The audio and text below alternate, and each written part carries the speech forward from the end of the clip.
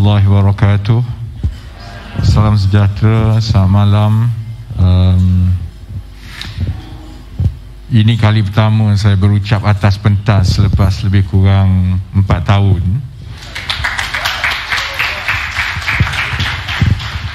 Paling hebat ucapan saya sebelum ini. Boleh buka seorang boleh buka. Sebab menatang ni tebal. Susah nak bernafas. Paling hebat saya berceramah sebelum ini ialah atas katil dengan band sebelum tidur. Jadi saya harap saudara-saudari yang hadir, yang dengar boleh faham bahawa saya pun ada kesukaran yang besar untuk berucap kerana dah lama kan. Tambah saya tidak pernah hadir apa-apa program politik sejak tahun 2018. Jadi bila saya tengok cincung ayuh Malaysia, aku pun tak reti sebenarnya. Jerit-jerit ni dah tak reti, dia dah terpisah kan. Saya ucapkan terima kasih kepada semua yang hadir, yang menonton. Ada yang datang daripada jauh. Kita tidak ada yang besar untuk lebih ramai hadir kerana satu SOP, keduanya ialah kerana kita terpaksa susun dalam masa yang begitu singkat.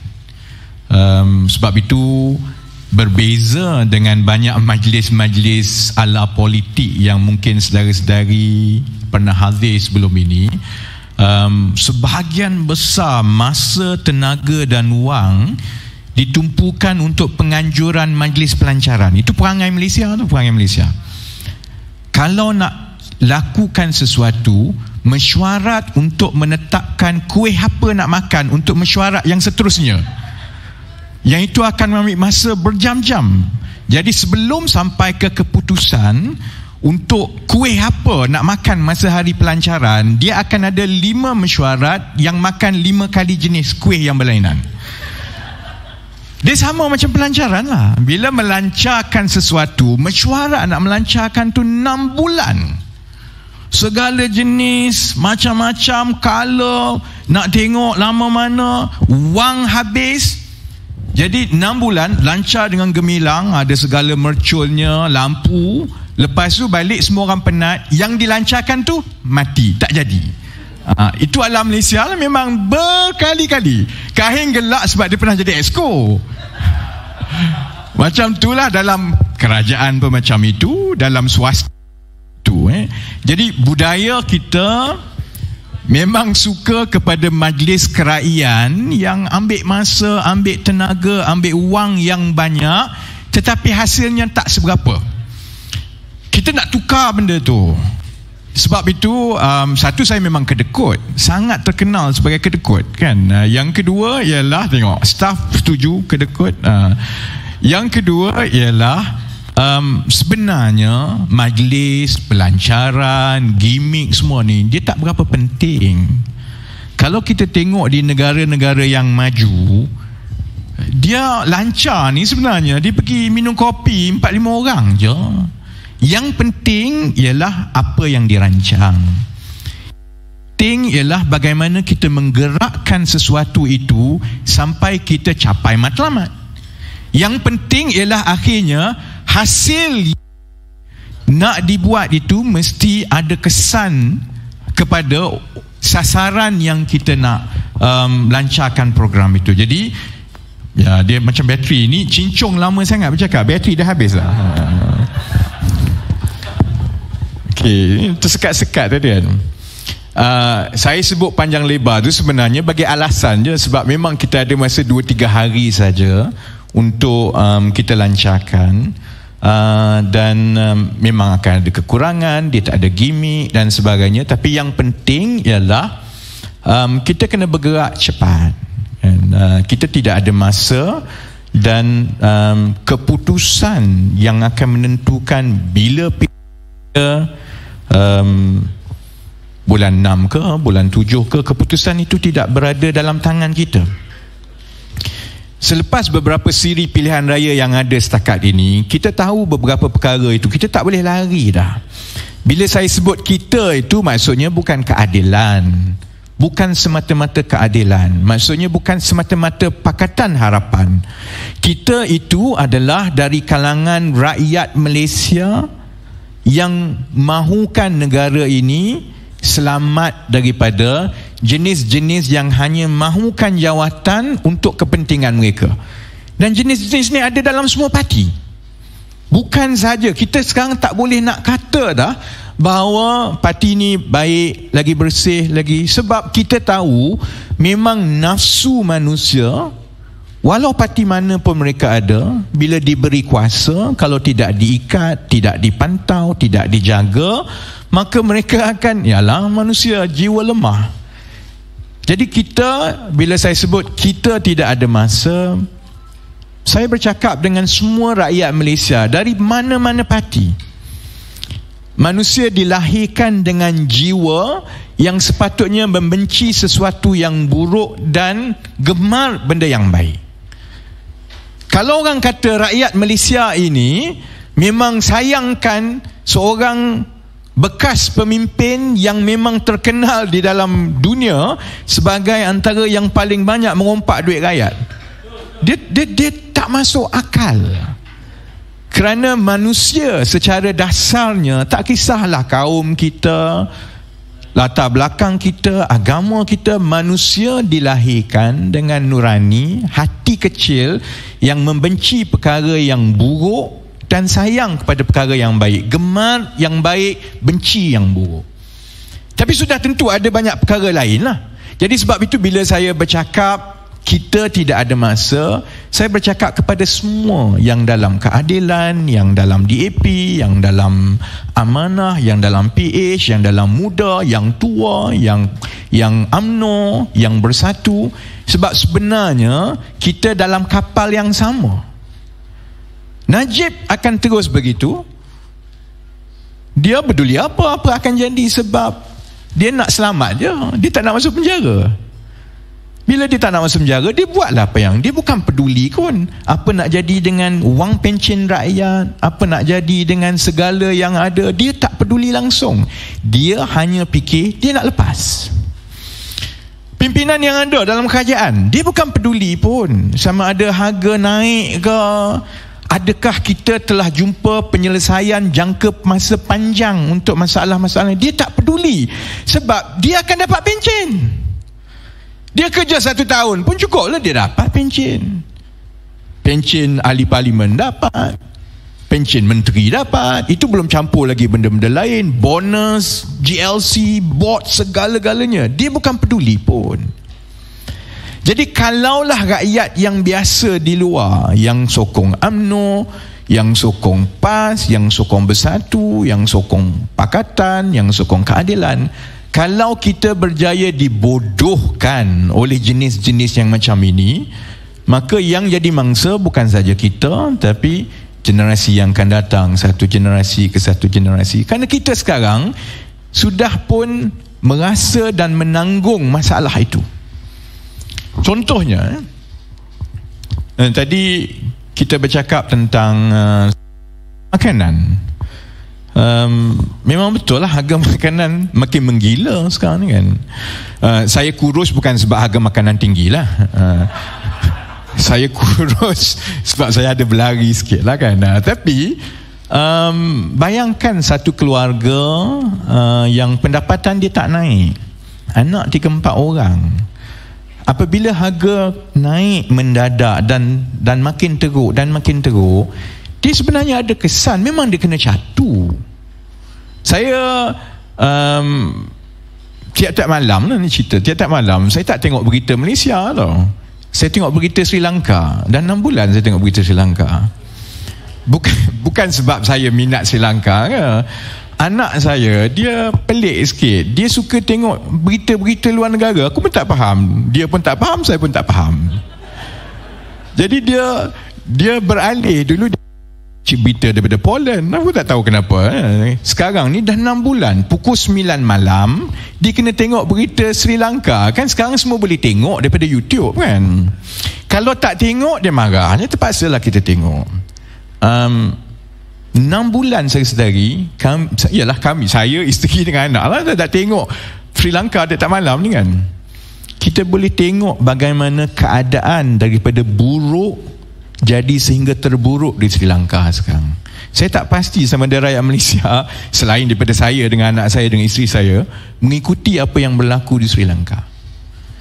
Oleh kerana pengurusan ekonomi yang tempang, kerajaan yang dikawal oleh 2-3 adik-beradik, abang jadi presiden, adik jadi Perdana Menteri, kemudian berhutang untuk projek-projek yang mungkin tidak masuk akal.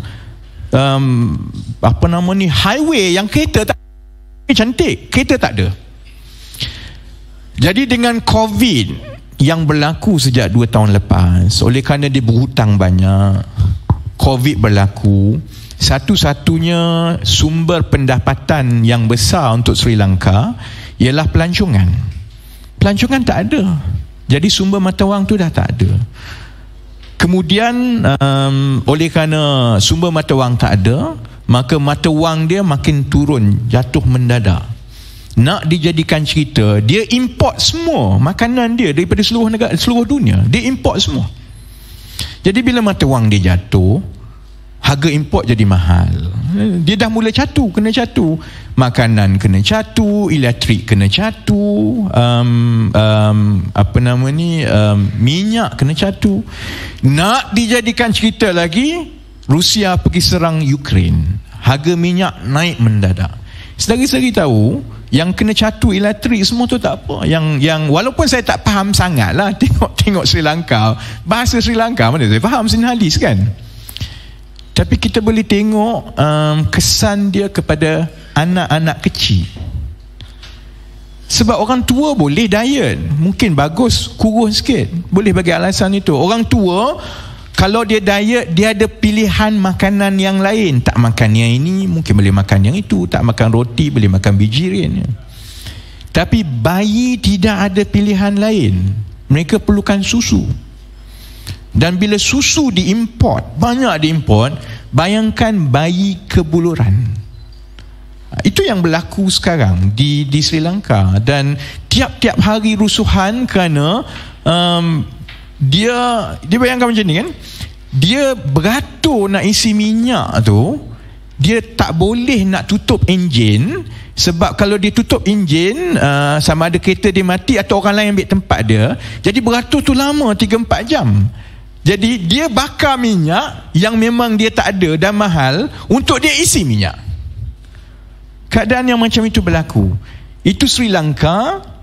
Walaupun kita kata tak ada kena-mengena, ini sembang saja, saudara-saudari tahu asas yang menyebabkan berlakunya begitu tidak banyak beza dengan yang ada di Malaysia sekarang. Contohnya, kita import 90% makanan kita.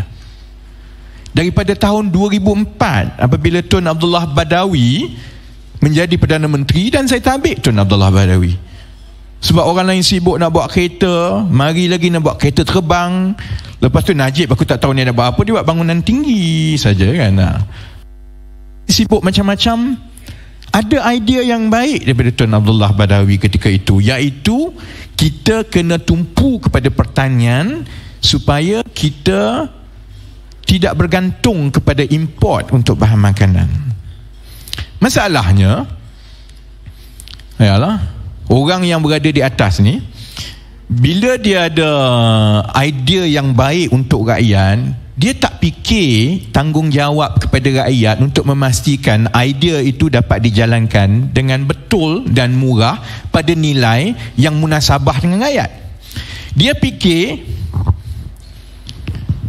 dulu kalau mic teruk, aku ingat Rosmah jampi ke, pasal Rosmah pun tak kerja jampi dah. Dia tak tahu lah kalau Rosmah datang balik kan. Rosmah menonton ke ni?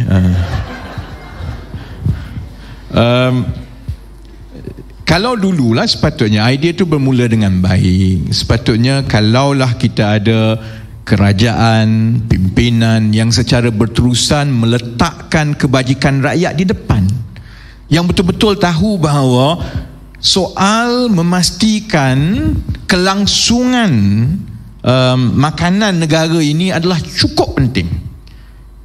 Masalahnya kita tak ada yang itu. Lepas 2004 UMNO menang besar. Kemenangan paling besar UMNO dan Barisan Nasional 2004. Daripada kemenangan yang besar itu, dia ambil peluang kononnya untuk membantu kelangsungan makanan negara. Apa kita dapat? Kita dapat Shahrizad, NFC, lembu dan kondor. Daripada tahun 2004 sampai sekarang, berapa bilion wang yang dibazirkan untuk projek-projek pertanian, segala jenis projek pertanian. Udang lah, kerang lah, aku pun tak tahu segala jenis benda. Sturgeon tadi kan, Likang cerita pasal sturgeon. Saya ingat masa kat parlimen dulu, ada audit negara yang paling hebat sekali.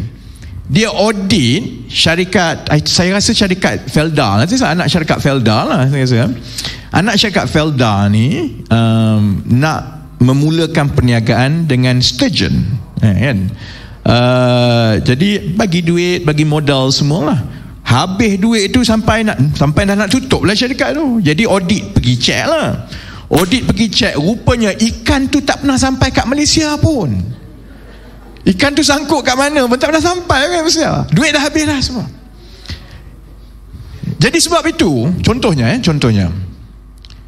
bila kami bincang, kita rasa sebenarnya masalah yang kita hadapi sekarang ini bukannya masalah yang orang tak tahu. Semua orang tahu. Bukan masalah yang tidak dibincang. Dah 20-30 tahun kita bincang. Bukan masalah yang tidak ada penyelesaian. Sebenarnya penyelesaian tu ada. Tapi kita bermasalah kerana marilah penyelesaian macam mana pun, bila orang yang ada di atas itu tidak jujur, tidak amanah, tidak cekap, tak cerdik, bodoh, bagilah apa kat dia pun, bagilah duit macam mana pun, rakyat akan berterusan dari satu tahun ke satu tahun ke satu tahun akan menjadi lebih teruk. Sehingga kan sekarang ini negara kita, rakyat kita masih lagi bermasalah dari segi kebergantungan kepada import makanan luar. Dalam keadaan mata wang kita jatuh, mata wang kita tak pernah naik tau. Mata wang kita masih lagi RM4.13, dia tak naik banyak. Bila kita import 90% daripada makanan kita, dulu saya selalu bebel, nasib baik aku tak makan sayur, sebab kobis pun kena import. Ada ke kobis pun kena import? Jadi bila kita import 90% daripada makanan kita, dalam keadaan mata wang kita tu tidak kukuh, secara ekonomi, yang belajar ekonomi, Najib dia belajar separuh, dia kata jadi belajar ekonomi tapi dia tak habis.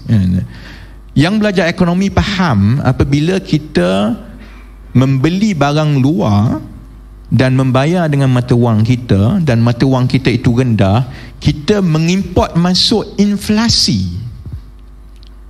This is basically imported inflation. Dan ini yang telah berlaku kebelakangan ini. Sebenarnya harga barang tu tak adalah mahal sangat, tapi sebab mata wang kita itu rendah, bila kita import, maka sudah tentu dia pun kita kena bayar dengan mata wang yang rendah, harga pun rendah kan. Jadi semua masalah ini adalah masalah besar yang akan jadi beban besar kepada rakyat Malaysia, walaupun Najib dah tak ada, walaupun Muhyiddin dah tak ada.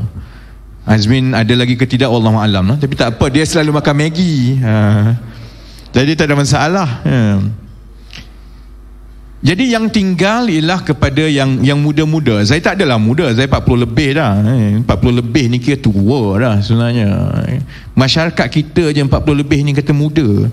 40 lebih ni sangatlah tua. Lagi kesian kepada yang 20 tahun, yang 15 tahun. Mereka akan mewarisi masalah ini.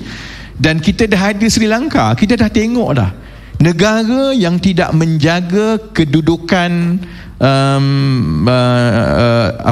bekalan makanan dia, yang bergantung kepada luar negara, yang mata wangnya lemah. Bila tiba sesuatu masalah bertalu-talu, dia akan ada kesan yang besar. Apa yang berlaku di Sri Lanka tak mustahil akan berlaku kepada kita satu hari nanti. Itu Itu satu contoh. Contoh yang lain, soal PTPTN. Ini UMNO yang JCOM tak JCOM yang tengah tengok ni kan, dia duk ratip yang itulah. PTPTN, formula PTPTN. Paling kurang aku ada formula. Ni kau ada menteri berlambat-lambat ni, satu formula pun tak ada. Otak letak dekat mana? Kenapa formula penting?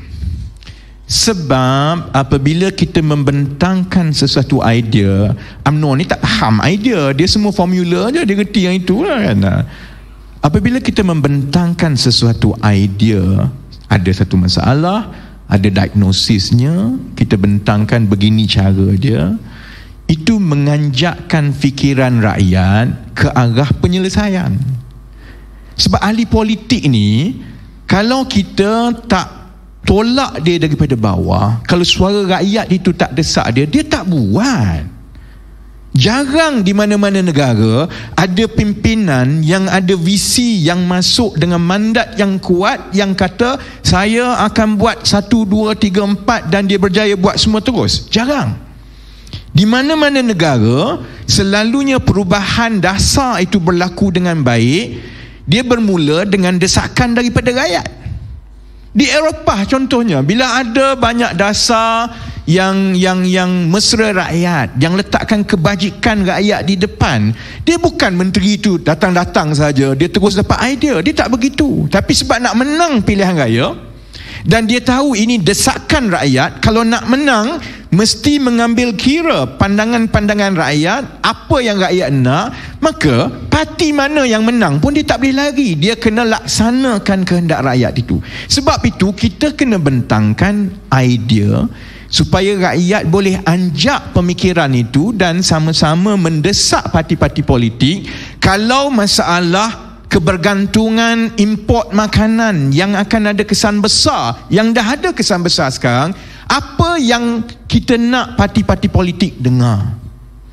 Kalau soal PTPTN contohnya, saya bercakap soal PTPTN ni tahun 2011. Masa 2011 hutang PTPTN 23 bilion lebih kurang.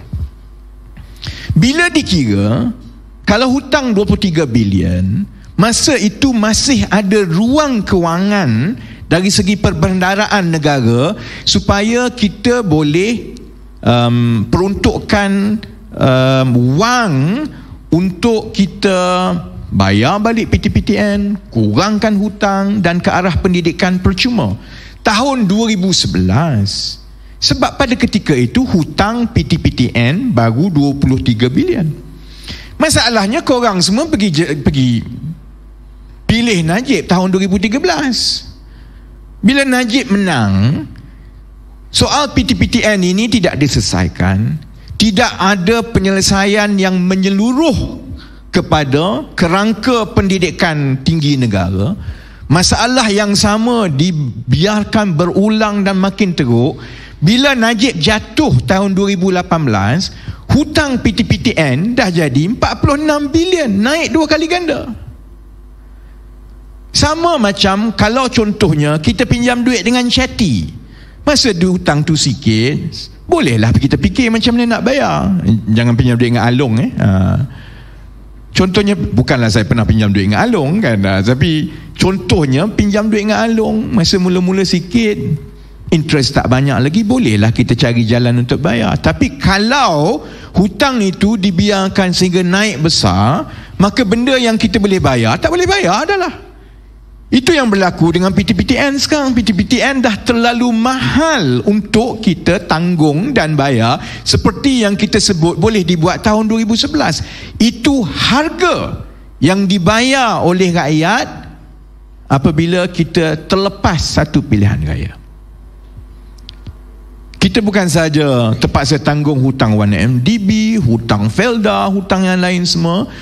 Kita terlepas untuk kita ubah dan perbetulkan supaya contohnya mekanisme pembiayaan pendidikan tinggi negara adalah yang boleh merangkulkan seberapa banyak anak-anak untuk masa yang depan. Kita dah terlepas masa itu. Kalau tanya saya sekarang, saya kata nak buat macam mana, memang duit tak ada. Dalam keadaan sekarang, nak menyelesaikan masalah PTPTN itu sendiri pun payah. Sebab itu, saya ingat politik 2, 3, 4 tahun yang lepas ini, kita terlalu banyak memang berpolitik. Engkau salah sana, aku lebih baik. Akhirnya rakyat biasa, setiap 1 tahun yang kita hilang, masalah itu akan menjadi lebih besar dan lebih besar dan lebih besar. Saya agak okey lah. Saya mungkin T20. Jadi soal kewangan tak ada isu, soal anak pun seorang je, tak ada masalah. Kucing lagi mahal nak tanggung daripada tanggung anak saya contohnya. Dia tak ada isu. Tapi macam mana yang lain?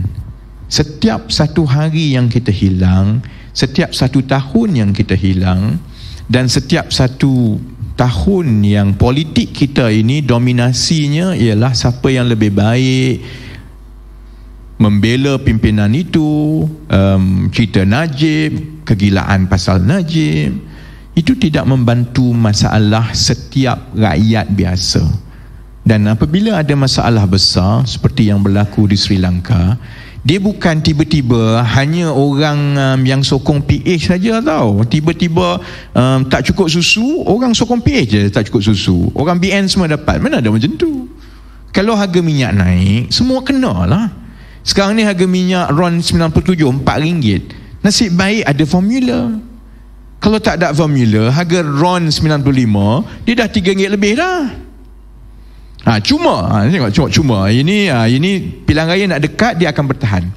Cuma sekarang pun dalam kerajaan, mereka pun sekarang sedang bincang macam mana nak potong subsidi.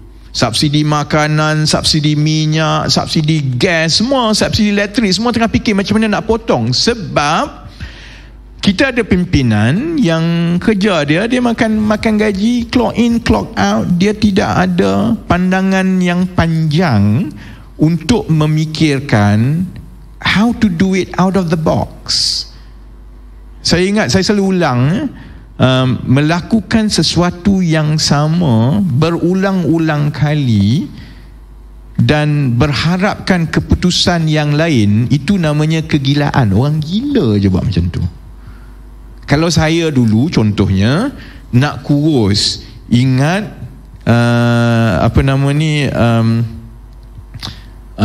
beli dulu ingat ada 20 tahun lepas kan, ini untuk orang-orang malas tapi dia nak kurus. Dia ada satu alat yang boleh lekat dekat perut, pasang kat elektrik, kononnya dia bagi elektrik shock, tolong bagi perut tu exercise tanpa perlu exercise kan. Ya, likang ada, saya pun pernah ada kan. Jadi kita semua pernah melalui zaman itu, zaman pemalas.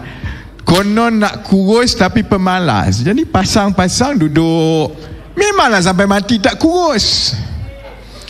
Sebab tu saya kata, melakukan perkara yang sama berulang-ulang dan kita berharap keputusan yang lain, itu namanya orang gila.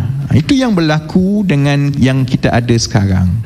Dia tak fikir dah masalah-masalah besar ini, kerana dia tahu dia dapat gaji, dia hidup mewah semua. Kalau ada masalah, pandailah kau rakyat. Sama yang saya duk tengok dalam berita dekat Sri Lanka tiap-tiap malam. Tiap-tiap malam ada je mesyuarat besar, mesyuarat kabinet dia. Kereta masuk semua besar-besar, Range Rover semua. Dekat luar, bayi tak ada susu. Dia boleh je duduk macam biasa. Jadi itu yang akan berlaku di negara ini kalau kita tidak ambil pendekatan yang drastik sekarang. Dan sekarang ini masa yang sangat-sangat runcing. Satu, sebab kita tak ada masa. Yang keduanya ialah kerana keputusan pilihan raya negeri setakat ini memberi bayangan bahawa sebahagian besar daripada rakyat Malaysia ni sebenarnya dah tak peduli dah apa nak jadi. Jadilah korang sebab korang semua sama. Kita kena ambil yang dalam Pakatan Harapan, yang dalam keadilan, kita kena ambil tanggungjawab itu. Yang kita memang perlu perbaiki cara kita. Kerana bila sampai keadaan yang pengundi merasakan buang masa je lah aku keluar mengundi ke ambil tahu ke apa, keadaannya sama saja kan.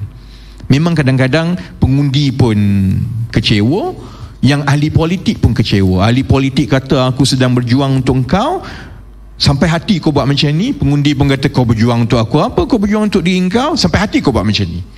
Tapi kesan dia ialah begini. Apabila rakyat biasa yang sepatutnya keluar mengundi, yang sepatutnya mendesak ahli politik supaya menjadi lebih baik, yang sepatutnya turut serta menjalankan tanggungjawab kita, bukan sebab kita nak tolong ahli politik, tapi setiap keputusan yang kita buat, keputusan politik itu, dia akan ada kesan kepada kita, anak kita, cucu kita. Kalau semua orang berfikiran yang negatif, maknanya kita hanya tinggalkan politik ini kepada macam-macam UMNO yang tengah duk tengok sekarang ni. Yang mengundi pun mereka, yang dapat projek pun mereka, yang senang lenang pun mereka, yang kaya menteri-menteri dia. Sebab kita dah tengok dalam pilihan raya negeri demi pilihan raya negeri, yang keluar mengundi itu terlalu sedikit. Bukannya sebab UMNO menang, bukannya sebab UMNO kuat, tapi sebab sebahagian besar rakyat biasa merasakan tak guna dah. I've lost hope. I can't do anything, might as well I just focus on my daily life. Apa yang saudara-saudari perlu tahu, bahawa apabila saudara-saudari mengambil langkah ke belakang untuk tidak turut serta, dia ada kesan kepada saudara-saudari. Dan atas sebab keputusan itu juga, saya walaupun saya ada hidup yang selesa, saya tak biasa bagi ucapan, saya kalau boleh tak nak jumpa orang, saya nak masuk pejabat, buat kerja, jangan kacau aku. Tapi saya tahu bahawa dia akan ada kesan. Kesan kepada saya nanti, kesan kepada anak saya, kesan kepada anak-anak saudara saya. Jadi sebab itu kita nak mulakan balik. Ada orang tanya kenapa ayuh Malaysia, kenapa kena buat begini. Kerana kita kena bercakap balik dengan rakyat biasa di luar bahasa politik. Kita kena bercakap balik tentang perkara-perkara yang betul-betul ada kesan kepada rakyat. Dan bagi saya, dua perkara yang paling besar saya tengok daripada pengalaman saya jadi orang biasa selama 3-4 tahun ini, soalnya mudah saja. Pertama ialah soal gaji dan pekerjaan. Yang kedua ialah soal harga barang yang langsung tak sepadan dengan gaji. Ni ada 2-3 orang ni kerja, dia belajar buat arkitek. Tahulah arkitek, nak jadi arkitek ni payah, lama kan. Ijazah, kalau ijazah campur dengan matrikulasi ke persediaan 5 tahun, kalau ambil sampai master 6 tahun, kemudian kena kerja lagi 3 tahun sebelum boleh dapat diluluskan untuk menjadi arkitek kan. Kita ramai budak-budak yang arkitek yang minta kerja yang bukan arkitek. Dan saya selalu tanya, kenapa korang belajar susah payah, keputusan baik, belajar susah payah, kenapa tiba-tiba tak nak jadi arkitek? Kan dah belajar susah payah. Saudara-saudari tahu, biasa di Malaysia sekarang ni gaji sebagai arkitek 1,500 sebulan. 1,500 sebulan, biasa sekarang. Gaji sebagai jurutera awam, civil engineer, 1,800 sebulan, biasa. Kalau kerja di syarikat besar sedikit sebagai jurutera, dapat gaji 2,300-2,400 tu dah kira hebat. Janganlah cerita 4-5 syarikat besar. Itu kita cakap macam budak-budak yang terpaksa mencari kerja dengan macam-macam tempat semua. Bayangkan arkitek yang belajar sampai 7-8 tahun, gaji 1,500, saya bayar cleaner saya, yang tolong jaga pejabat, 2,000 sebulan. Itu pun dia susah nak hidup dengan 2,000 sebulan. Ini masalah sebenar negara ini sebenarnya. Macam mana kita selepas 20-30 tahun bertukar Perdana Menteri 3-4 kali, macam mana kita boleh biarkan akhirnya anak kita, adik kita yang orang kita kenal susah payah belajar daripada sekolah rendah masuk universiti, sekolah menengah, hanya untuk dia keluar lebih baik dia jual burger. Bayangkan keadaannya kalau generasi ini terpaksa melalui keadaan ini, dan mereka pula ada anak.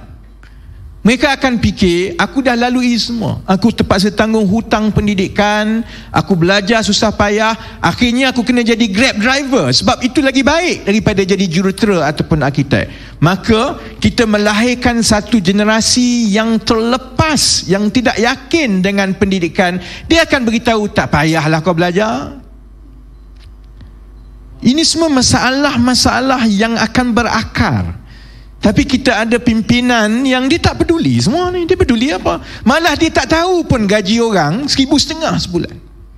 Dia peduli apa? Anak dia bukan mengaji sendiri, bukan cerdik mana ke, hebat mana ke, jadi menteri, anak jadi bot 5 biji.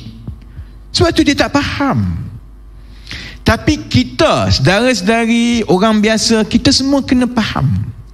Baik yang UMNO, baik yang PKR, baik yang PAS, kita semua kena faham. Sebab semua ini masalah yang kita kena tanggung. Mereka tak tanggung. Jadi sebab itu masalah utama negara ini ialah masalah gaji. Kenapa keadaan berlaku sehingga sebegini? Kerana kerajaan bersilih ganti, bertukar-tukar, tapi tidak ada pimpinan yang betul-betul fokus. Kalau kita nak menaikkan gaji, ini mestilah satu mandat negara. Ini sesuatu yang cukup penting, lebih penting mengatasi segala-galanya. Maksudnya kena tukar undang-undang. Maksudnya kena bantu majikan.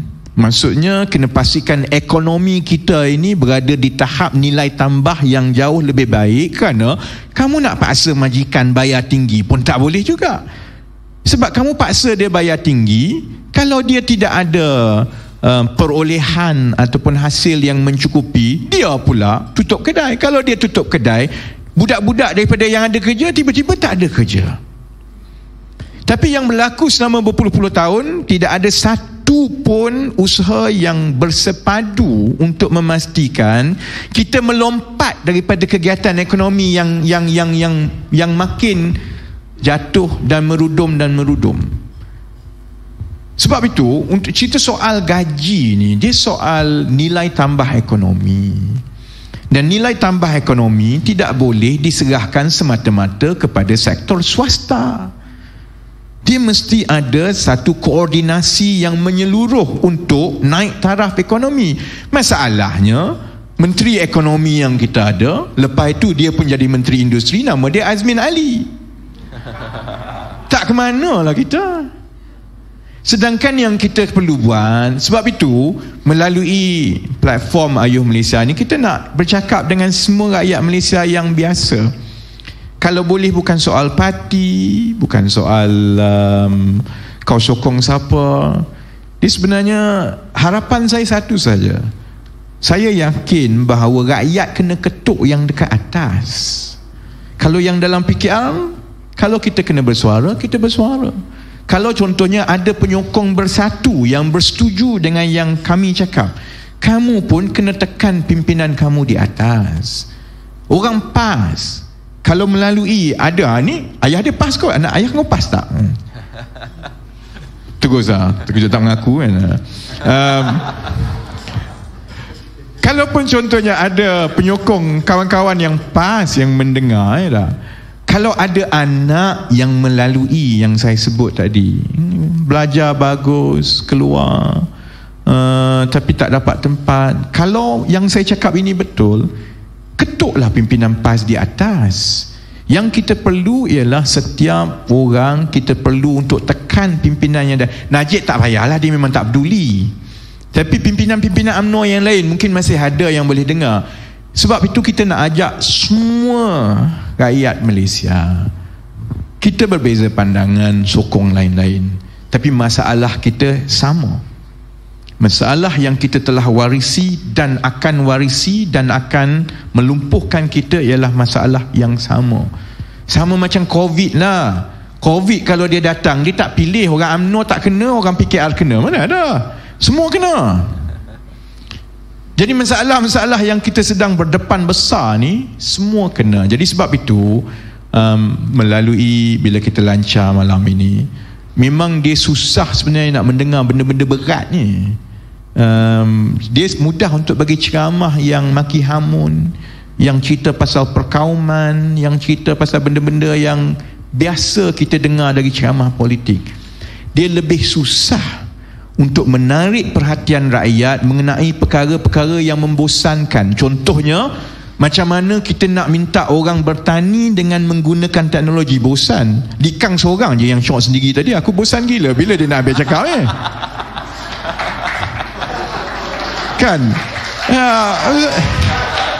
Saya boleh tengok Facebook tadi, dia cerita pasal tanam vanila semua. Penonton terus jatuh. Aku cepat-cepat bagi contoh. Cepat. Dia sebenarnya susah. Sebab benda-benda macam ini orang tak nak dengar. Tapi itu tanggungjawab kita. Sebagainya. Kenapa kita perlu bercakap tentang food security? Satu, semua orang tahu cerita harga barang mahal.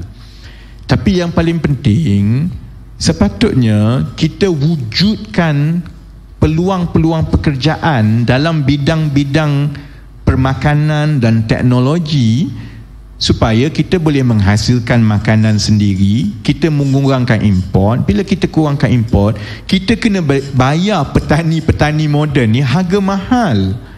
Sebab kalau kita sanggup bayar import yang mahal, alangkah lebih baiknya kalau wang yang kita bayar dekat luar negara tu kita gunakan untuk bayar anak-anak muda kita, daripada dia jadi arkitek RM1,500 sebulan. Baik dia tanam tomato. Kalau hasil daripada tanam tomato boleh dapat RM2,500. Tapi untuk kita boleh lakukan ini, kita perlukan teknologi, kita perlukan perubahan minda, kita perlukan sokongan, kita perlukan jaringan pemasaran, kita perlukan supaya semua rakyat cakap, yap, kita kena beralih kepada food security. Kita kena galakkan contohnya vertical farming. Kalau pergi kat Hulu Selangor dekat Bukit Beruntung kan, kalau pergi tengok YouTube, saya sekarang tengok YouTube kan, kerja tengok juga. Bukit Beruntung tu ada satu klip pasal bandar berhantu. Sebab bandar tu dah ditinggalkan. Kilang-kilang, gudang-gudang semua tu, semua orang kata tempat hantu semua dah. Kan lebih baik kalau kita gunakan tempat-tempat yang terbiar itu untuk buat vertical farming. Sekarang ini dengan teknologi, kita tak perlukan tanah yang besar dah untuk tanam. Kalau buat vertical farming dengan baik, kos awal lebih tinggi, tapi dari segi guna tanahnya oleh kerana lebih sedikit, maka di satu-satu tempat kita tak perlukan tanah yang besar. Kita boleh buat di gudang, di bangunan, dan itu boleh cukup untuk kegunaan dan permintaan sedikit-sedikit kawasan itu. Jadi mungkin dekat Melaka ada 3-4 tempat, dekat Johor ada 3-4 tempat. Jadi tak perlulah kita import. Tapi semua ini perlukan campur tangan dan juga inisiatif kerajaan. Sama bila Izzah bercakap tentang TVET. Bapa saya tukang kayu. Jadi saya tengok salah satu daripada kerja yang akan pupus di negara ini ialah tukang kayu, tukang rumah. Sebab mana ada dah orang kita nak buat tukang kayu sekarang. Sebab tak boleh berdaya saing dengan orang Indonesia atau Bangladesh. Sebab gaji itu lagi terlalu murah. Takkan kita nak suruh anak-anak kita keluar sekolah ke, vocational ke, gaji sehari dalam RM30 sehari. Dia nak makan apa RM900 sebulan? Itu yang lebih baik jadi Grab driver ke, jadi food panda. Sedangkan kemahiran bertukang itu cukup penting dalam masyarakat. Bayangkan sebuah negara yang tak ada tukang, mampus engkau. Nak buat rumah macam mana? Tapi yang tidak dibuat, contohnya macam mana di negara-negara lain, walaupun bayaran gaji atau upah untuk pembinaan rumah dan sebagainya meningkat, tapi dia tak perlu ambil pekerja asing. Dia masih menggunakan orang tempatan. Mereka mengekalkan seni pertukangan. Macam mana dia buat? Dia guna teknologi. Janganlah suruh dia pasang butter, plaster semua. Dia tak nak buatlah kerja tu. Buat apa nak pasang plasternya? Kan senang sekarang macam IKEA, order Lazada ke Shopee ataupun IKEA, mari pasang-pasang skru, dapatlah satu perabot. Yang kita latih ialah juruteknik yang reti macam mana nak menggunakan alat-alat peralatan tooling. Masalahnya sampai sekarang seni pertukangan, industri pembinaan di negara kita ni masih lagi guna angkat batu macam itu, plaster macam tu. Tempat lain dah pakai robot lah plaster.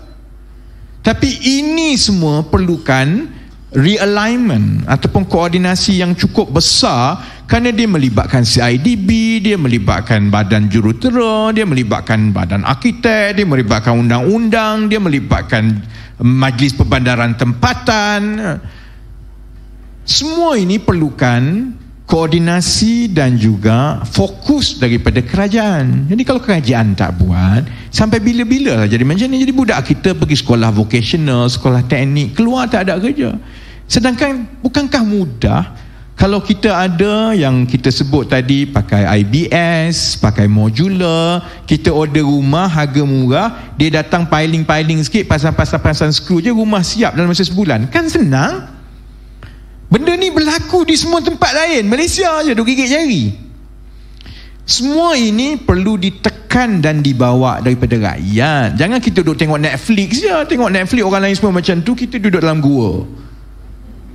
Sebab kita tengok Netflix, kita nak supaya kita pun macam tempat lain lah. Dan benda ini menteri tak kisah, kita yang kena tekan sendiri kan. Jadi sebab itu insya-Allah saudara-saudari boleh tengok, pergi ke website ayuhmalaysia.org. Kita akan tumpu 5 perkara saja. Dan 5 perkara ini ialah kerana dia akan membantu, pertama, mewujudkan peluang pekerjaan yang bergaji tinggi. Orang tua tak nak dengar, ikut suka dia lah. Ya, yang duk komplain sana semua, dia tak nak dengar, ikut suka dia. Yang muda-muda, kamu kena dengar, kamu kena bercakap, because you need this. It is for you. You need to talk about this, because unless we talk about this, it doesn't become a national pressure. If it is not a national pressure, politicians don't care. The more you talk about it, the more they have to pay attention. Sama dulu bila kita cakap pasal harga minyak, kena ada subsidi harga minyak, ulang berkali-kali sampai dia panas, baru dia buat. Sama juga, selagi kita tak ulang berkali-kali soal kerja yang gaji lebih tinggi, macam mana nak buat soal renewable energy.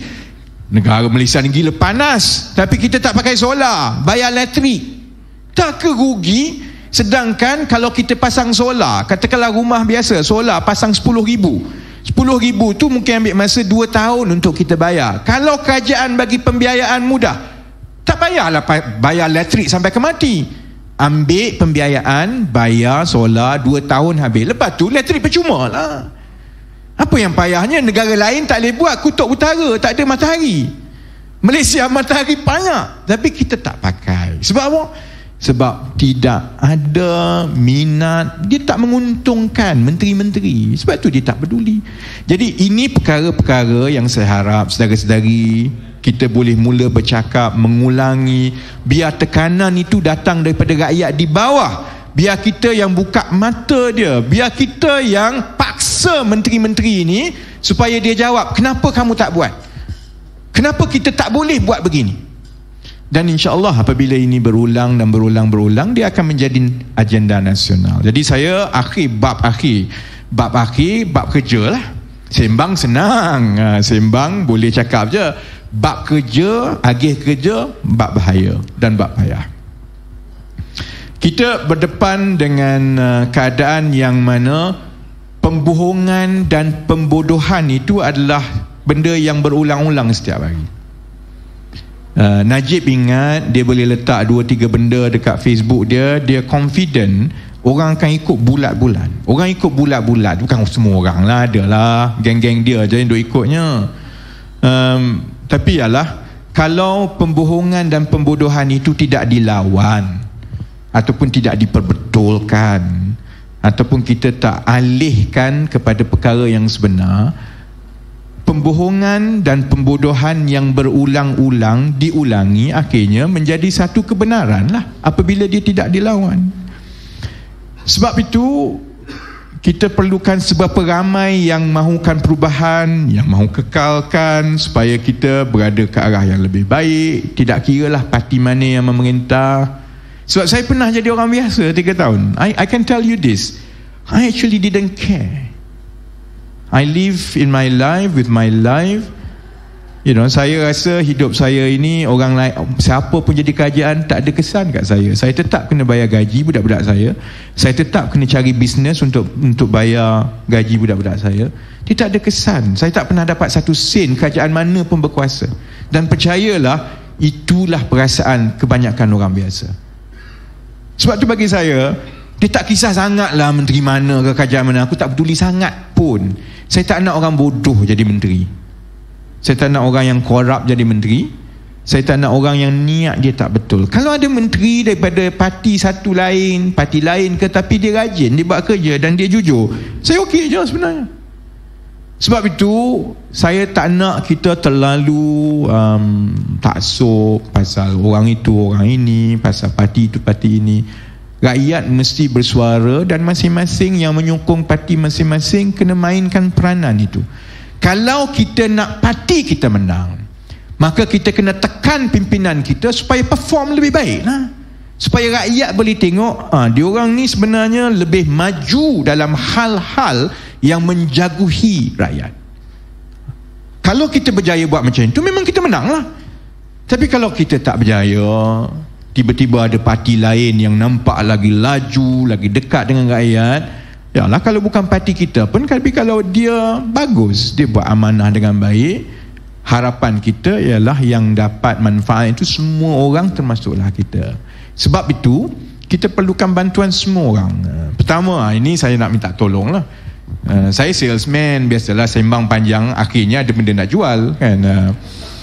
Dia macam orang jual ubat lah, sembang cerita ke laut, pusing, keluar hutan, masuk laut, semua dia nak jual ubat akhirnya kan. Jadi kita tak boleh buat semua ini kalau kita hanya harapkan 4-5 orang. Saya berjanji 1-2 perkara. Contohnya, insya-Allah setiap hari saya bangun, kawan-kawan yang lain, kita akan baca dan kita akan terus ketengahkan isu-isu ini.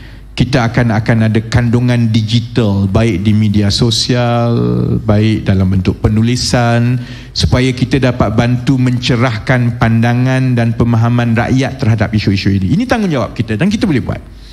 Tapi kita juga perlukan sahabat-sahabat yang dekat luar, tolong share, tolong sebarkan, tolong sambung perbincangan itu. Kalau betul, kongsi dengan orang. Kalau tak betul, perbetulkan. Kalau ada pandangan lain, sumbangkan pandangan lain itu supaya fokus rakyat kepada isu-isu macam mana kita nak menyelesaikan masalah-masalah ini. Saya tak nak sembang panjang malam ni apa nak buat 1, 2, 3, 4 ni, sebab kita ada 2-3 bulan lagi. Nanti kita sembang lah 2-3 bulan lagi satu persatu. Tapi yang penting kita nak beritahu, kita tak nak tumpu sangat soal serang menyerang politik ni. Kita nak cari penyelesaian dan ada benda-benda yang saya sebut tadi tentang 5 perkara besar. Tolong share, tolong sembang. Kalau ada kandungan yang boleh bantu pemahaman orang lain, sebarkan. Itu yang pertama. Yang kedua, memang betul saya dan sahabat-sahabat yang lain akan turun dan jumpa dan cuba tiupkan balik semangat dan hidupkan balik keinginan terutamanya rakyat biasa untuk kita pertahankan perubahan yang kita dah dapat capai. Kalau yang rasa dah patah hati tu kena pujuk balik. Kalau yang rindu nak dengar jenaka pasal Rosmah, insya-Allah saya tengok balik, saya cakap balik kan. Sebab ada orang macam tu, dia kata saya dah tak minat YB sebab dah tak ada cerita pasal Rosmah. Mana isu yang baru yang kita boleh tumpu untuk menarik minat pengundi atas pagar, kita tumpu balik. Mana yang kami boleh buat, insya-Allah live Facebook ada. Lepas ni saya kalau kena TikTok, aku ber-TikTok lah kan. Tak follow siap korang. Yang mana saya boleh buat, kawan-kawan boleh buat, kita buat. Tapi tak cukup. Kita menang tahun 2018 dulu. Kerana gelombang rakyat itu boleh nampak. Setiap orang merasakan saya boleh buat sesuatu. Apa yang saya boleh buat? Tell me what I can do. Itu yang kita hilang dalam 2-3 bulan ini, di 2-3 tahun ini. Dulu 2016, 2017, 2018, you can feel people coming to you tanya, tell me what should I do. Kita kena hidupkan balik perkara itu. Dan sebab itu, kalau saudara-saudari pergi ke laman ayuhmalaysia.org, dulu susah bila orang tanya what can I do. Letih aku nak jawab WhatsApp satu-satu ni. Bukan sikit, 40,000 orang. Saya ingat dulu masa kita gerakkan sukarelawan, kita kena gaji seorang untuk jaga beratus-ratus WhatsApp group. Mampus dia tiap-tiap hari. Sekarang ada teknologi lebih baik. Jadi kita insya-Allah akan susun dan mengatur sumbangan orang biasa ini. Kita pakai app. Jadi saya minta orang yang duk tanya saya, hantar email, WhatsApp, duk tag saya, mudah saja, mulakan begini. Sebarkan seberapa banyak yang mungkin. Pergi ke laman ayuhmalaysia.org, muat turun aplikasi Sista. Saudara-saudari muat turun. Dulu ada 44,000 rakyat biasa yang mendaftar menjadi sukarelawan. Ini orang-orang yang membantu kita di seluruh negara sehingga memenangkan kita. Mereka yang telefon pengundi atas pagar, mereka yang ketuk pintu, mereka yang menjadi pacar. Saya minta kalau boleh kali ini seramai itu ataupun lebih ramai, tapi untuk memudahkan kita menguruskan macam mana kita memberi tugasan kepada setiap sukarelawan, saudara-saudari kena download, muat turun aplikasi Sista. Daripada itu, saudara-saudari boleh mula buat kerja. Sebab Sista menggunakan data sains di belakangnya. Kalau contohnya saudara-saudari nak jadi sukarelawan bagi Parlimen Shah Alam katakan, saudara-saudari akan diberikan maklumat mengenai pundi atas pagar, siapa yang nak ketuk pintu, siapa yang nak cakap. Dan benda ni tak boleh nak buat masa seminggu, masa pilihan rayanya, dia tak jadi. Dia kena buat selama yang mungkin. Hati manusia ni, kali pertama dia telefon, dia marah lagi. Kali kedua dia kata telefon lagi dia ni. Kali ketiga dia cair lah. Jadi dia perlu dibuat berkali-kali dan berkali-kali. Dan banyak cara yang kita kena buat. Tapi kalaupun kita berkobar-kobar semangat, tapi tidak ada cara untuk kita menyusun gerak kerja kita dengan sistematik, pun kalah juga. Sebab itu yang kat luar sana, parti ke tak parti ke, tolong muat turun Sista. Boleh pergi ke laman ayuhmalaysia.org dan daripada situ muat turun, download terus. Sebab kalau tidak saya mengungkit, korang tiap-tiap hari mengacau aku suruh balik politik. Sekarang saya dah balik. Korang tak download, siap korang. Mana Aci macam itu? Saya letih tau, tiap-tiap malam anak saya tanya, Daddy pergi mana? Kenapa balik lambat? Jadi kita semua kena main peranan lah. Saya yang memang liat sangat ni sebab aku malas lah sebenarnya. Saya serik dah. Serik berkempen untuk pilihan raya ni. Letih. Tapi sebab kita tahu ada masalah besar, saya kembali, sahabat-sahabat semua kita perbetulkan. Jadi yang dekat luar sana, korang jangan jadi tukang tepuk tangan saja. Download, mula daftar jadi sukarelawan dan mula kita gerakkan di kawasan-kawasan untuk kita mula mendekati pengundi atas pagar. Bila pengundi atas pagar tengok dia orang ni sebenarnya betul-betul nak cuba, dia dah mula buat kerja, dia akan naik semangat balik. Dan semangat itu yang kita perlukan, kerana kita perlu pastikan kadar keluar mengundi itu melepasi 80%. Sebab sekarang ni bukan orang sokong UMNO, orang tak nak keluar mengundi. Dan yang tak kena keluar mengundi ni besar kemungkinan yang sokong kita lah. Jadi kita setakat nak mengayu kat dia, marah kat dia, kenapa tak nak keluar, nak salahkan COVID, benda ni tak akan membantu. Kita hanya boleh yakinkan dia kalau kita pujuk hati dia, ketuk hati dia, yakinkan dia bahawa kita faham, kita minta maaf, but we really need you and we are doing it now. We need your help to do your bit. Kalau kita buat 4-5 bulan, insya-Allah kita mungkin boleh naikkan kadar keluar mengundi itu 10-15%. Kalau kita masuk pilihan raya dalam 3-4 bulan lagi, kalau kadar keluar mengundi itu melebihi 70%, UMNO pun bungkus juga. Jadi kita masih ada masa, tapi kita tak boleh bercakap pasal politik sajalah. Kita perlukan hidupkan balik, dan untuk hidupkan, tiupkan semangat, panaskan balik mereka, kita perlukan seberapa ramai sukarelawan. Sebab sukarelawan yang kat bawah ni, yang nak ketuk pintu, yang nak panggil, yang nak buktikan bahawa ini bukan soal pimpinan politik berebut jawatan, ini soal rakyat, ini soal setiap daripada kita ada tanggungjawab. Dan yang ketiga, lepas ni saya tutup mulut, saya balik, saya kena sebut yang ketiga. Tadi saya kata pertama, tolong share kandungan kan. Yang kedua, tolong download dan jadi sukarelawan. Yang ketiga, tolong bagi duit. Mudah ya, saya direct ya, tolong bagi duit. Sebabnya begini, pilihan raya zaman sekarang tidak lagi soal kempen, soal jentera, soal apa sangat.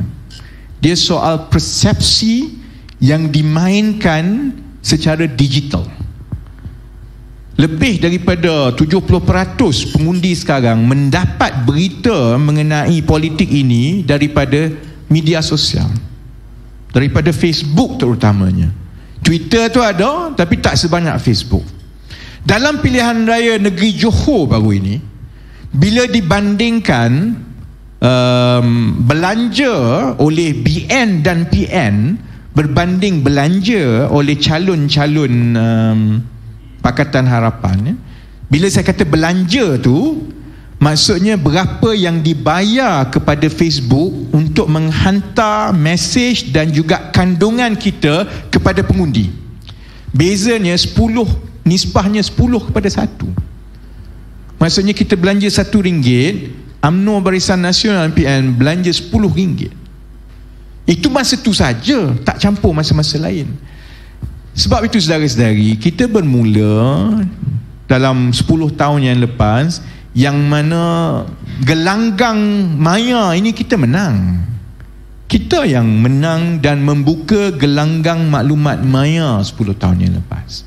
Menjelang masuk pilihan raya umum ke 2018 yang ke-14 dua ni, kita yang betul-betul berada di depan dalam maya. Kalau ada Facebook Live, kita boleh sampai 50,000, 60,000 orang menonton secara live. Saya ingat kadang-kadang video saya dalam seminggu, tontonan 1 juta tu mainan saja. Kita kalah, bukan kalah, sayur dalam tempoh 1-2 tahun yang lepas. Sayur. Saya mula nampak macam ada benda tak kena dekat PRN Johor bila saya tengok Tan Sri Muhyiddin Yassin bagi ucapan, ada 5,000 orang tengok. Sebab dia bukan seorang pemidato yang hebat, dia pemidato biasa je, tapi ada 5,000 orang tengok. Saya tengok pula grand finale yang Pakatan Harapan buat, saya rasa 1,000 lebih ya. Sedangkan grand finale yang Pakatan Harapan buat tu 3 parti gabungan, 1,000 orang lebih. Maknanya kita sudah tewas di gelanggang maklumat yang paling utama. Ini gelanggang maklumat yang kita terokai. Jadi nak tak nak, kita kena terima hakikat bahawa medan pertempuran untuk PRU akan datang bukan lagi soal ceramah sangat ke apa, bukan. Dia sebenarnya soal maya di media sosial. Dan soal maya ini maknanya kita perlukan bayar kepada Facebook, kita kena target, kita kena tengok pengundi macam ini, dia suka maklumat macam ini, maka kita kena bayar Facebook untuk hantar maklumat itu kepada mereka. Lebih banyak kita kena buat kandungan, dan kandungan maya ini bukannya dapat percuma. Kita perlukan kumpulan yang membangunkan kandungan ini. Kita perlukan digital marketer yang betul-betul tengok data. Operasi ini bukan lagi cerita main-main dekat Facebook macam kita biasa buat. Dia perlukan operasi yang tersusun. Jangan suruh aku bagi duit aku semua, tak ada dah semua kan? Jadi saya memang dah tak ada duit sangat sekarang, memang tak ada lah pun kan. Jadi sebab itu saudara-saudari kalau pergi ke laman Ayuh Malaysia, saudara-saudari akan tengok nombor akaun Ayuh Malaysia Sdn Bhd. Saudara-saudari dulu membantu kita untuk memenangi pilihan raya umum 2018. Rakyat Malaysia menyumbang sehingga 8 juta ringgit. Yang itulah yang kita biayai calon-calon. Dari segi digital marketing yang kita bayar kepada Facebook, yang kita buat bahan kempen, yang kita bayar deposit, yang kita bagi duit poket, daripada 8 juta yang diberikan oleh rakyat Malaysia. Kalau kita boleh dapat 8 juta, insya-Allah menang pilihan raya lah. Tapi saya rasa rakyat Malaysia pun sekarang mungkin bosan, rasa macam suam-suam kuku lagi. Tapi mana yang dengar, mana yang dapat maklumat, saya mohon supaya mula bagi sumbangan RM10, RM20. Memang tak, orang tak bagi banyak dulu, orang bagi RM5, RM10 je sebenarnya. Tapi setiap seorang daripada kita, kalau kita sumbangkan RM5, RM10, RM50, jangan bagi kat saya, bagi dekat Ayuh Malaysia. Itu bukan bank account saya tu, itu memang Ayuh Malaysia punya bank account. Kerana kita perlukan untuk gerakkan kempen, terutamanya kempen maya secepat mungkin, kerana kita ketinggalan di media sosial. Jadi itu 3 perkara. Kalau tak dapat, saya akan ungkit dan ungkit dan ungkit lagi sampai kita dapat. Tapi insya-Allah daripada minggu akan datang dan minggu akan datang, kita akan tumpu. Najib tak tidur malam dah sebab dia tahu memang saya minggu depan aku tembak lah kan. Sekarang dia duduk panik seminggu dah ni kan. Mana yang kita tumpu kat Najib, kita tumpu kat Najib. Orang kata, kenapalah kamu sibuk sangat dengan Najib semua ni? Bukan apa, dia membodohkan orang. Orang yang cuba membodohkan orang ni memang kena tembak kan. Jadi Najib tu memang kita akan selesaikan. Tapi pada masa yang sama juga, insya-Allah kita tumpukan kepada 5 perkara tadi. Macam mana nak selesaikan soal kelangsungan makanan, soal peluang pekerjaan yang baik, soal guna tenaga supaya kita tidak membazir bayar elektrik, sedangkan kita boleh kurangkan kos yang ditanggung oleh rakyat tiap-tiap bulan. Soal macam mana nak membina rumah dan mewujudkan peluang pekerjaan yang nilai tinggi supaya kita boleh buat rumah yang mampu milik kalau kita pakai IBS dan juga kalau kita pakai modular. Dan juga macam mana kita nak mendemokrasikan pendidikan supaya tak ada lagi dah orang kena tanggung hutang puluh ribu, ratus ribu, keluar universiti jual burger. Kita tak nak dah semua tu. Jadi kita akan tumpukan kepada itu. Saya main peranan saya, sahabat-sahabat yang lain main peranan. Saya minta semua yang menonton, yang mendengar, kita semua juga main peranan. Kita pernah buat. Jangan bimbang kalau BN rasa dia kuat, dia hebat, biar kat dia. Kita pernah buat semua ini. Kita pernah berjaya dalam keadaan orang langsung tak percaya kita boleh menang 2018. Dalam keadaan Najib rasa dia cukup hebat masa itu. Maksud orang tak yakin pun kalau ada pertandingan 3 penjuru, kita tak hilang deposit. Kita menang, saudara-saudari. Maksudnya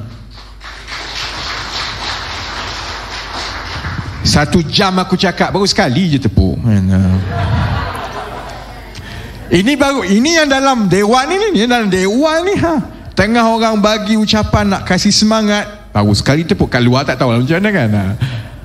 Tapi kita pernah buat semua ni. Jadi insya-Allah, walaupun kita mula dengan langkah kecil, kalau kita konsisten seperti sebelum ini, rakyat akan sambut. Tumpu kepada yang ini, teruskan, insya-Allah 2-3 bulan akan datang mungkin kita akan dapat merasakan. Dan paling kurang kalau kita berjaya, kalaupun kita tak boleh berjaya ubah pandangan penyokong-penyokong parti lain, matlamat kita ialah untuk meningkatkan kadar keluar mengundi supaya dia melepasi 70% dalam pilihan raya umum akan datang. Kalau kita berjaya buat yang itu, saya tak rasa BN boleh menang besar ataupun mungkin tak boleh menang pun. Jadi dengan itu, kita memang tak ada gimmick lancar ke apa. Lancar kita minta duit saja, sila bagi duit. InsyaAllah kita akan ketemu lagi lepas ini. Seperti biasa kita gerakkan sesi penerangan. Lori tak lori tu nanti saya fikir dulu. Kalau aku rasa macam bos saya macam kalau boleh tak nak lah naik lori lagi, cukup lah naik lori sekali kan. Beca tak boleh, aku berat. Tapi kita akan tengok dengan pandangan bahawa pilihan raya umum akan berlaku dalam 2-3 bulan daripada sekarang. Jadi kita tumpu sukarelawan rakyat biasa. Dan saya takkan jerit ayuh Malaysia macam cincong buat. Itu dia buat tak apa, saya takkan buat. Jadi saya hanya nak tutup dengan ucap terima kasih banyak-banyak yang hadir jauh. Balik jangan lupa basuh tangan, pastikan SOP baik-baik. Yang balik, yang ada keluarga, sila mandi sebelum tidur ya. Sebab kita bila berjumpa dengan orang ni risiko SOP risiko COVID lebih tinggi. Dan saya ucap terima kasih kepada semua yang hadir pada malam ini. Kita jumpa lagi. Ingat 3 benda. Pertama, kongsi maklumat. Yang kedua, daftar sukarelawan, download dari Sista daripada ayuhmalaysia.org. Dan yang ketiga, tolong bagi 10, 20, 30 ringgit. Okey? Terima kasih banyak-banyak. Sese Nandri Vanakam, selamat malam. Terima kasih. Terima kasih.